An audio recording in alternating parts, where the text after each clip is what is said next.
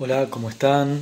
Bueno, hoy en Sociología General vamos a abordar en el marco de la unidad 3 una sociología que se pregunta por las lógicas y fundamentos del poder y se hace una pregunta que es en primera persona, ¿no? Colectiva, que es ¿por qué obedecemos? Vamos a adentrarnos en el universo interpretativo que propone la teoría weberiana comprensiva o comprensivista para abordar la problemática del poder, de la dominación, de la legitimidad. Tres conceptos claves que este autor nos acerca para pensar la política desde la sociología.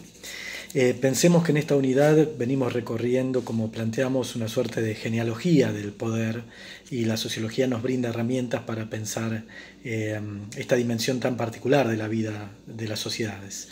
En este sentido partimos desde el discurso de Maquiavelo y vamos a recorrer el contractualismo en la modernidad, ¿no? Los viejos discursos fundantes de la política moderna, Hobbes, Locke, Rousseau, para adentrarnos después en un montón de autores que nos permiten ir analizando distintas concepciones y teorías acerca del poder. En este sentido Max Weber es clave y retomamos su mirada para plantear estas categorías que él utiliza y sobre todo desde donde él está partiendo. Pensemos que él construye, y sobre todo el texto que tenemos para analizar en el marco de la materia, Economía y Sociedad, una serie de extractos puntuales, vamos a ir viendo cómo él, y ya retomamos un poco lo que veíamos también en la unidad 2, parte desde la noción de acción social, relación social, y llega también a hablar del poder, pero también de una asociación específica al poder que es el Estado. Entonces, vamos a ir pensando en este tándem, ¿no? Cómo Max Weber plantea la comprensión sociológica destinada a la captación interpretativa del sentido subjetivamente mentado de las acciones sociales y en particular la reciprocidad de sentidos, o sea, intentamos captar los sentidos que se libran en las relaciones sociales como núcleo del sentido de la propia sociología, para pensar en este caso la dimensionalidad de la política en particular. Y él dice, ¿qué es entonces la política? Porque pensemos, dice Max Weber, que en términos de la historia comparativa, cuando uno analiza los procesos concretos, siempre ha habido gobernantes y gobernados, ¿no? Dirigentes y dirigidos. ¿No? Recabando un poco en esa tradición de realpolitik maquiavélica, podemos rastrear también esa mirada materialista y subjetivista que plantea Max Weber. Y él entonces sugiere tratar de captar qué es lo que está en juego allí. Él dice, la política no es más que la dirección de esa asociación política tan particular que es la que se denomina Estado, la influencia que se ejerce sobre esta dirección. Pero, ¿qué es el Estado? Entonces tenemos que decir, para pensar también un punto de partida. Y él va a decir, bueno, es una asociación de dominación, una asociación de dominio. Y por eso vamos a tener que definir qué significa la idea de dominación. Y él dice, es una asociación de dominación en un territorio delimitado y que se caracteriza no tanto por los contenidos o los fines de la acción, hacia dónde va, qué queremos hacer con la política, sino por el medio específico que le es propio, que es el ejercicio de la violencia física legítima.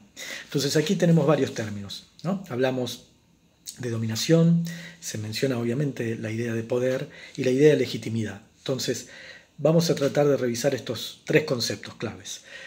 Cuando hablamos de poder, según Weber, él lo está planteando como una suerte de capacidad. ¿La capacidad de qué va a decir? El de imponer un mandato, aún contra toda resistencia, ¿no? Tiene una condición amorfa, va a decir, porque en realidad todos los sujetos sociales, los actores sociales, podríamos poseer esa capacidad, ¿no? De ejercer mandatos. Podríamos ser poseedores también de poder. Ahora bien, las relaciones de poder se ven en el transcurso del despliegue de la historia, en las sociedades concretas, pero sobre todo, va a decir él, lo que más tenemos que analizar cuando queremos pensar en cómo se consolidan determinados regímenes de autoridad, podríamos pensar, que es otro de los términos que él utiliza, modelos de dominación o de poder instalados en el tiempo, ahí justamente tenemos que meter esta otra palabra, la idea de dominación. Porque él dice, la dominación en realidad nos permite especificar más esta relación social tan particular, que implica la probabilidad de encontrar obediencia a un mandato. Y esto del término probabilidad de encontrar obediencia nos remite a la idea de que estamos en presencia de una relación social donde puede haber cumplimiento, pero también Weber deja abierta la posibilidad de que ese cumplimiento no exista, se rompa, y que entonces la relación de dominación no se ejerza. Por eso él va a agregar otro término más para tratar de entender cómo se consolida la idea de dominación y se estabiliza en el tiempo para conformar regímenes de dominación política en las sociedades. Y agrega este otro término, la idea de legitimidad. Cuando está hablando entonces de legitimidad, piensa en los fundamentos internos de ese orden, de esa autoridad, va a decir él en otros términos, que eran tal vez los términos antiguos más de corte greco-romano, judeo-cristiano, ¿no? De esta tradición occidental. Y él dice, esas justificaciones internas son las que permiten que un cierto régimen de dominación se consolide. O sea que hay una condición de subjetividad puesta en juego en torno a la idea de legitimidad. Legitimidad que no implica necesariamente un par con el cual suele confundírselo muchas veces en el uso de sentido común en la sociedad, que es la idea de legalidad. Legalidad y legitimidad no son exactamente lo mismo. Para Max Weber claramente son cuestiones diferenciadas. Y esto, cuando él piensa en modelos concretos de dominación, va a decir, bueno, todos los regímenes pueden emanar legalidades, normas, disposiciones. Ahora, esas normas van a encontrar probabilidad de ser obedecidas en la medida en que sean legítimas. Por eso, lo que va a tratar de analizar son las formaciones, los modos de dominación que se consolidan a lo largo del tiempo de modo legítimo. Y para ello, él menciona la idea de dominación pura legítima. ¿Qué significa esto de dominación pura? Bueno, va a utilizar esta técnica metodológica que él propone, que es la construcción de tipos ideales con los cuales se conforma un marco interpretativo de la realidad social, se abstraen los elementos centrales que lo caracterizan y se construyen modelos típico ideales. A partir de allí es que podemos aplicarlos al análisis de diferentes situaciones históricas sociales concretas. Y en este sentido, él se va a hacer esta pregunta, tanto sobre el poder, sobre la política, sobre el Estado y las justificaciones legítimas de sostén de esos regímenes de dominación. Y por eso vamos a estar hablando de algo que vamos a revisar una y otra vez, que tienen que ver con tres grandes fundamentos internos de los modos de dominación pura, legítima. Aquellos que descansan en la idea de autoridad del pasado, que remiten entonces a una legitimidad tradicional, aquellas que están ligadas al don de gracia, al carisma, que tienen que ver entonces con una legitimidad, va a decir el carismática, y aquellas que están ligadas a las creencias en el orden racional, legal, o sea, las dominaciones racionales, legales, burocráticas. Estos tres grandes modelos típico-ideales los va a aplicar para analizar distintos momentos de la historia de nuestras sociedades.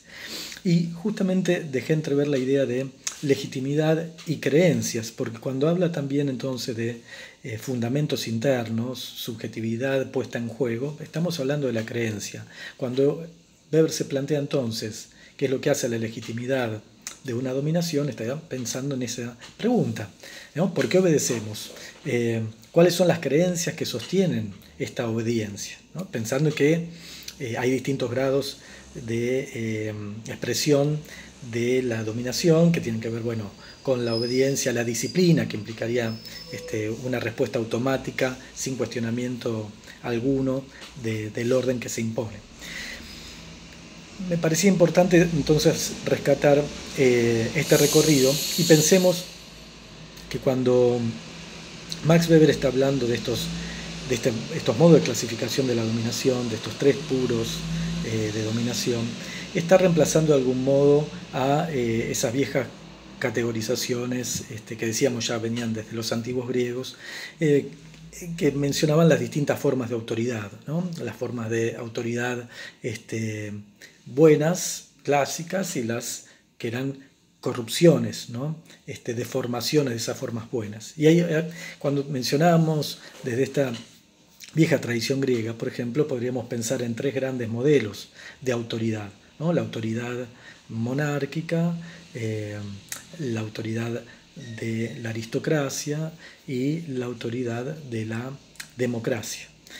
A la forma de la monarquía se le contraponía una forma corrupta, que era la de la tiranía. A la forma de la aristocracia, la oligarquía. Y a la forma de la democracia, algunos griegos lo traducían como demagogia, hoy podríamos pensar en términos más modernos contemporáneos en dictaduras.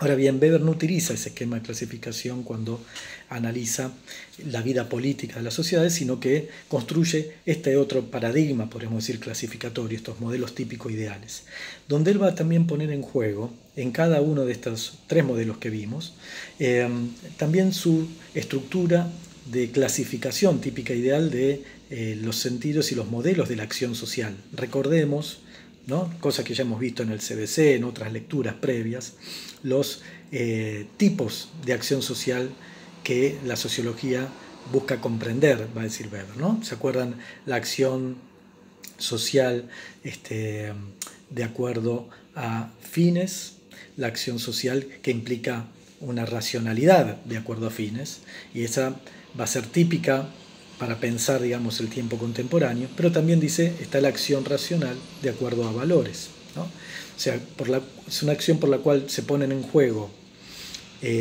medios, fines, ¿sí? Medios para llegar a adquirir ciertos valores, y hay una estructura de racionalización que orienta el sentido de esa acción. A ese modelo o doble o dos modelos de acción racional le agrega Max Weber la idea de la acción afectiva o la acción irracional, ¿no? Donde se libran acciones en torno a sentidos de sentimientos, distintas intervenciones que no tienen que ver exactamente con cuestiones de lógicas racionales, y por otro lado la acción tradicional, donde se responde por costumbre, por herencia, por respeto a las tradiciones. Ese esquema es el que de algún modo uno lo puede ver consagrado también en los tres tipos puros de dominación que mencionábamos, ¿no? El tipo puro de dominación tradicional, que responde a la acción tradicional, el tipo puro de dominación carismático, que responde a la acción afectiva y racional, y el tipo puro de dominación legal, racional y burocrático, es decir, Max Weber, donde el modelo de la acción racional es y sobre todo de acuerdo a fines, es el que más va a estar primando. O también acción racional de acuerdo a valores. Pensemos que este tipo de acción social es la que más prima, va a decir Max Weber, en la modernidad, y se va a imponer sobre todo sobre las otras modalidades de acción social que siempre coexisten, porque Max Weber construye tipos ideales y él menciona en la práctica, en la práctica real de la vida humana, de la vida social, estos modelos se mixturan, pero hay rasgos que predominan, y son esos rasgos los que nosotros tenemos que marcar desde estos tipos ideales. Ahora bien, si nos concentramos también en estos modelos de dominación, podríamos pensar en cruzarlos con algunos pares antinómicos, como la idea de ordinariedad, extraordinariedad del poder, o personalidad o impersonalidad del poder. Si cruzamos esos pares, podríamos decir que, bueno, la dominación tradicional está ligada sobre todo a un poder de tipo personal, y por otro lado de tipo ordinario. Pensemos en las monarquías, los reyes, ¿no? Tenían alguna figura que resaltaba, y eso se respetaba por costumbre histórica. Pero por otro lado, si pensamos en la dominación carismática que se da en sultanatos, ¿no? En caudillismos, en modelos concretos, en la propia estructura, va a decir Max Weber, de la organización eclesiástica del papado, allí también veremos cómo prima en determinados momentos, hasta que ese carisma se rutiniza, la idea de un